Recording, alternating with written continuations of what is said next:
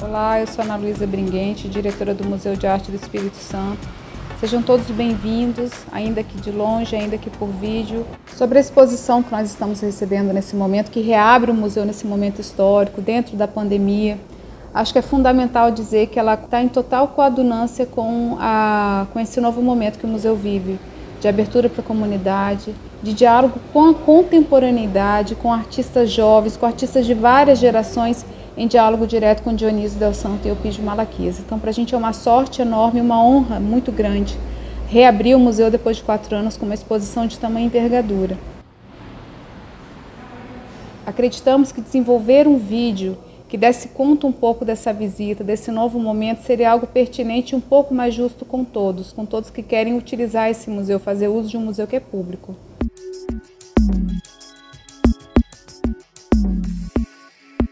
Olá, eu sou o Júlio Martins, eu sou curador da exposição PIX, Histórias Capixabas, e eu vou te acompanhar por essa visita pelo museu.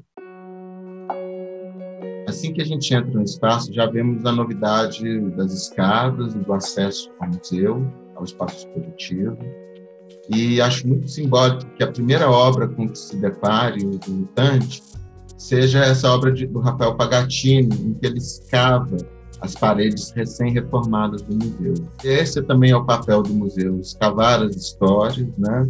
E buscar mesmo as vozes que foram silenciadas e as vozes que foram esquecidas.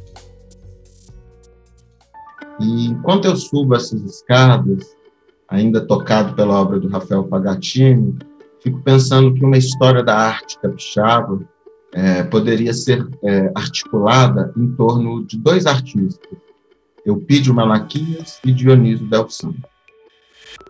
Nessa sala, há 2 obras de Eupídio Malaquias que motivam a reunião de todas as outras demais. E é justamente a ideia de construção de um lugar, ao mesmo tempo arraigado a origem onde se produz, mas também extravasando esses limites pela imaginação. Vale a pena observar a caligrafia de Eupídio Malaquias, tanto no seu desenho quanto na sua escrita, uma escrita também que ele inventa, né, seu próprio linguajar, ele é um autodidata pleno. Veja que com a simplicidade de uma caneta Bic, ele é capaz de imaginar um santuário ou mesmo nomear o paraíso.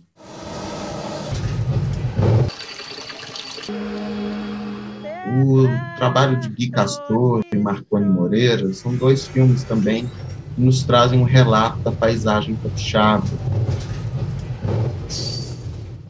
Nesses desenhos de Júlio Tigre, ele mostra um pouco da cidade, de terrenos abandonados, e que ele, através dessas placas de patrimônio do Museu de Arte do Espírito Santo, se apropria, como se os entornos da cidade também pudessem pertencer ao acervo do museu. As linhas no trabalho de Fábio Moraes tanto têm um tratamento gráfico que corresponde à leitura e às dificuldades de tradução, como também espaça as palavras e muitas das letras, trazendo assim uma sensação de uma maré, de um mar encrespado. Seguindo pelo museu, fica mais visível a reforma arquitetônica, permitindo com que a paisagem da cidade do centro entre no espaço expositivo e, sobretudo, a luz natural da cidade. As pessoas, quando virem aqui, vão observar que as janelas foram todas abertas para a cidade. E aí isso é um gancho importante para falar o que o museu deseja com isso, o que o museu deseja, tirando os tampões que cobriam as janelas até então, nos últimos anos. Existe um desejo enorme de contato, de convívio com a cidade, com esse entorno. Qual é o entorno do museu? Quem está aqui ao redor? Será que as pessoas que moram no centro da cidade, nas comunidades, conhecem o museu? Será que elas sabem que elas têm um museu? Dentro da lógica, se o museu é público, ele pertence a todos nós. Então, nós temos que comunicar ele, fazer ele chegar a todos nós, né? Todas as camadas da sociedade, toda a diversidade que a sociedade contempla.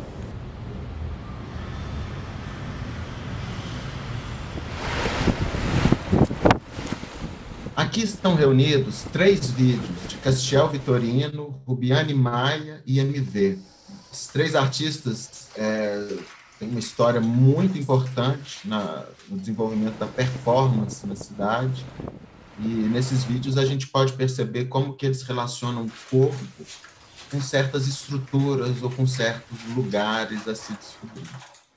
Em Ilha da Pólvora, MV explora esse território, ele desvenda com o próprio corpo e com o elemento do fogo todos esses lugares desconhecidos. Na ação realizada por Castiel Vitorino, ela se enrola a uma rede e oferece o seu próprio corpo negro para o fundo do mar, trazendo às nossas lembranças toda uma história esquecida da escravidão, presente até hoje no nosso Brasil.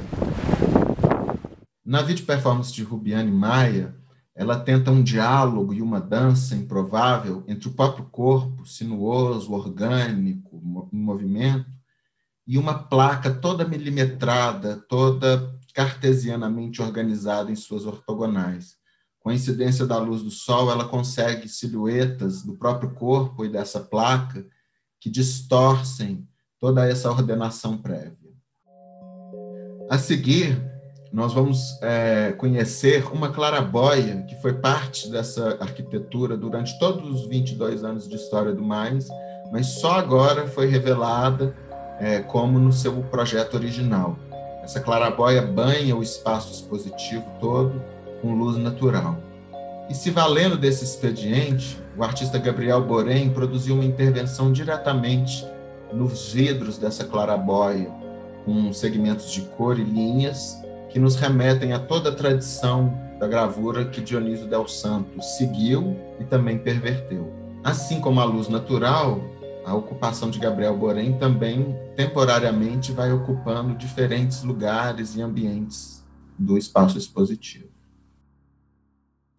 Há uma outra instalação de mesma natureza realizada por Rafael Pagatini, onde ele escava diretamente na parede do museu o retrato de 2 desaparecidos políticos na época da ditadura militar. O trabalho de Hilal Sami Hilal faz uma referência a Alepo, que recentemente foi alvo de conflitos na Síria. E, ao mesmo tempo, a própria obra do artista sempre conciliou aspectos de sua origem árabe com o grande pertencimento que tem ao estado do Espírito Santo. Ao se referir a essa memória material, Hilal também dialoga com as obras de Rosana Pasti e Pablo Lobato, cujos trabalhos têm especial atenção ao gesto humano diante dos materiais. Rosana Pasti, no mesmo desejo de conectar-se à história familiar que perpassa os seus genes, tatuou em seu próprio corpo a mancha de envelhecimento reconhecida no corpo da própria mãe. E nas obras de Pablo Lobato, todo o material de extrema delicadeza é tratado de maneira a salientar cada gesto, cada medida, cada caligrafia da mão. Nesta sala estão presentes obras de Dionísio Del Santo e outros artistas orbitam ao seu redor, seja por homenagem, seja por referência, seja por inspiração. Essas 2 obras fazem parte de um conjunto a que Dionísio Del Santo chamou de matrizes espontâneas. Usando uma matriz e intervindo com ela com pedaços de papel e outros recursos, ele criava a cada impressão um exemplar único, de modo que estamos diante de obras que conciliam tanto uma dimensão projetiva nas suas matrizes, mas uma dimensão também muito humana, espontânea e dedicada ao acaso, que faz surgir essas imagens. O trabalho de Manuel Carvalho é dos mais radicais da exposição. O artista adquiriu uma obra de Dionísio, da mesma série que é exposta aqui na exposição Vix Histórias Capixabas, e interviu diretamente na obra. E esse gesto nos coloca diante da ambivalência entre uma homenagem e um vandalismo. Esse equilíbrio também se vê nas obras de Felipe Barbosa, quando produz imagens a partir do gesto de lançar bolas de tênis na sua matriz serigrafada. Também percebemos na ironia e no despojamento desta serigrafia composta por Elisa Queiroz, o mesmo desejo de romper com o tradicionalismo da linguagem da gravura e também com o tradicionalismo do vocabulário geométrico. Aqui, o círculo é, na verdade, bolinhas de um biquíni vestido pelo artista. Os jovens artistas capixabas, Rick Rodrigues e Aíla Lourenço, também homenageiam Dionísio Del Santo em seus trabalhos.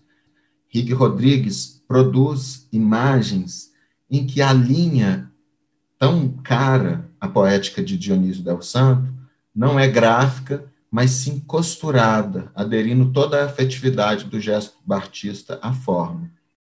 Já a Aíla Lourenço atenta para a formação de astrólogo de Dionísio Del Santo.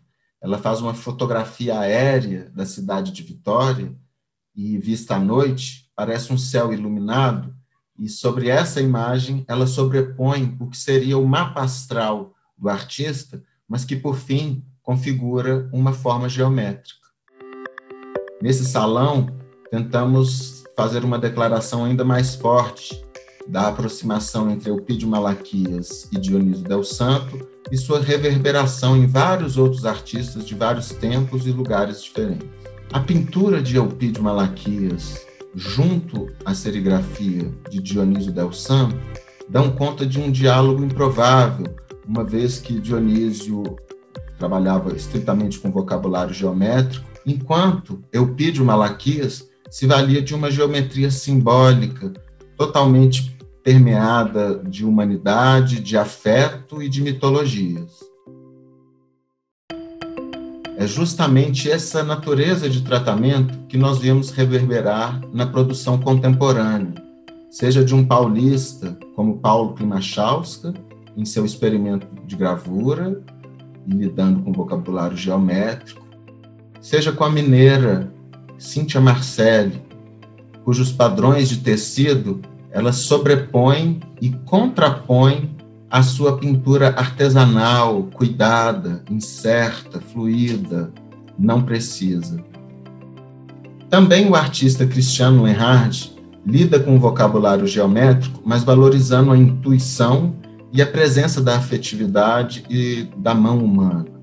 Não por acaso, seus experimentos em gravura partem de papéis que são previamente dobrados para que as áreas impressas gerem imagens que estão no revés do papel, na sua bidimensionalidade e também na sua superfície. Nessas obras, Rosindo Torres se apropriou de folhas de santos e papéis religiosos e operou um apagamento através de técnicas de pintura, de modo a eliminar todas as figuras humanas dessas cenas. O que resta, além dos elementos naturais, são os atributos dos santos, muitas vezes constituindo formas geométricas circulares. No trabalho de Maurício Salgueiro, as lâmpadas coloridas também se convertem em marcas, em linhas, e essa luz artificial se contrapõe à luz natural que quer se insinuar pelo espaço do museu.